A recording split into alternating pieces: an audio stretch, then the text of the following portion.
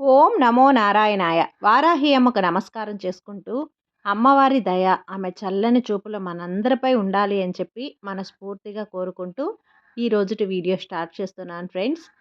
ఈ కథను రాత్రిలోగా మీరు విన్నట్లయితే, అమ్మవారి అనుగ్రహంతో పాటు, ఆ త్రిమూర్తుల యొక్క అనుగ్రహం కూడా మీకు లభిస్తుంది. సూత మహర్షి చెబుతున్న మధుకైటబుల సంహార కథ వింటున్న సౌనకాది మునులలో కొందరికి సందేహం కలిగింది. వారు సూత మహర్షిని ఇలా అడిగారు: మహర్షి, బ్రహ్మ, విష్ణు, మహేశ్వరులు త్రిమూర్తులు అంటారు. అనాదిగా సృష్టి, స్థితి, లయ కార్యాలు నిర్వహిస్తుంటారు.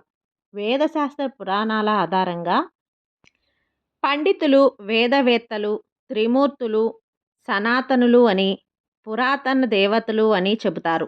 వీరిని మించిన గొప్ప దైవం లేదు అని అంటారు. ఈ ముగ్గురు ఒకే మూర్తి యొక్క భిన్న రూపాలు అని కూడా చెబుతారు. త్రిమూర్తులలో విష్ణుమూర్తి సర్వసమర్థుడు, శ్రేష్ఠుడు, మహా తేజస్వి అంటారు.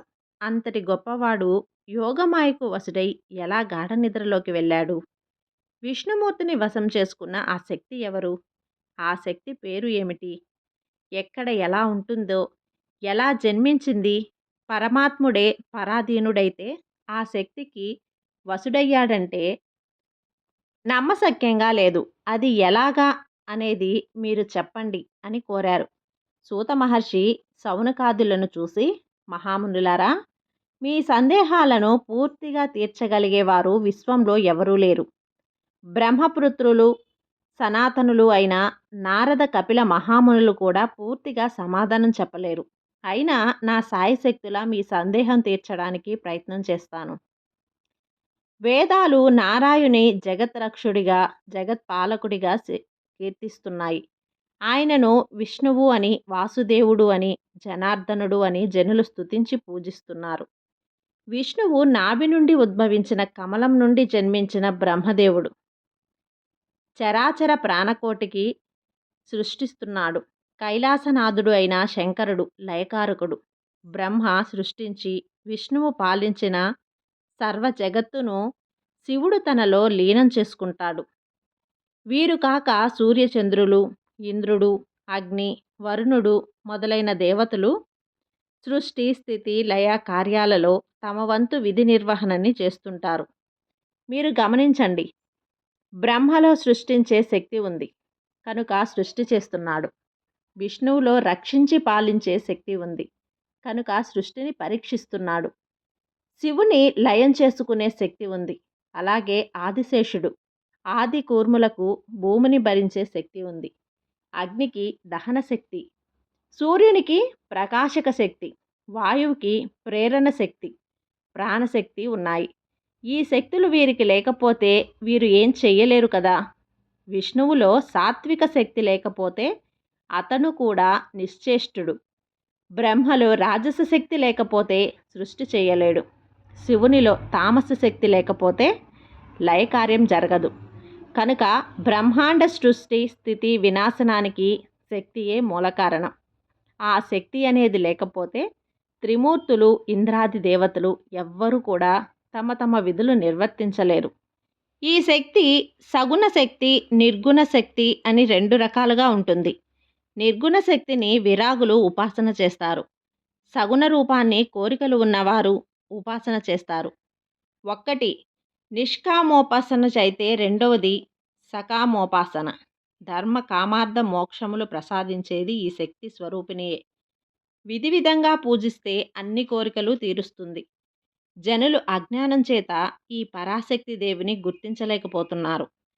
తెలిసిన జ్ఞానులు కూడా ఇతరులకు అజ్ఞానం బోధించుచున్నారు. కలి ప్రభావం చేత మరికొందరు పాషాండ ధర్మాలను ప్రచారం చేస్తున్నారు. మునులారా, త్రిమూర్తులైన బ్రహ్మ, విష్ణు, మహేశ్వరులు పరబ్రహ్మ స్వరూపమైన ఆ పరాశక్తినే నిత్యం ధ్యానిస్తారు. ఈ తల్లి అనుగ్రహం కోసం వేల సంవత్సరాలు తపస్సు చేస్తారు. యజ్ఞయాగాదులు చేసేది పరాశక్తి కరుణా కటాక్షం కోసమే కదా.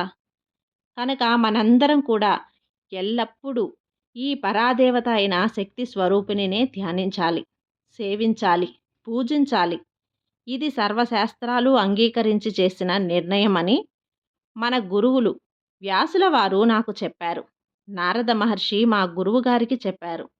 నారదునికి బ్రహ్మదేవుడు, బ్రహ్మదేవునికి విష్ణుమూర్తి బోధించారు.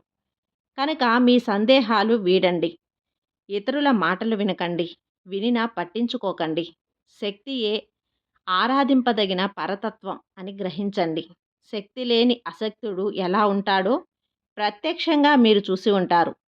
కనుక జీవులందరూ కూడా ప్రాణులందరిలో గల శక్తిని తెలుసుకోవాలి, పూజించాలి. విష్ణువు మధుకైటబుల సంహారానికి చేసిన దేవీ స్తుతితో ముగిస్తాను. మహామాయ స్వరూపురాలివి, సృష్టిని లయము చేసేదానివి, చావు పుట్టుకలు లేనిదానివి, దుష్టులపై కోపం దగించేదానవు, ఇహపరములందు భక్తి ముక్తి ఇచ్చేదానవు, మంగళ స్వరూపినివి అయిన దేవి, నీకు నమస్కారం చేస్తున్నాను. నీ సగుణ రూపం కానీ నిర్గుణ రూపం కానీ నాకు తెలియదు. లెక్కకు మించిన అసంఖ్యాకమైన నీ చరిత్రలు నాకు తెలియవు. నాపై ప్రసన్నురాలువై ఈ మధుకైటబులను సంహరించే మార్గం చూపు తల్లి.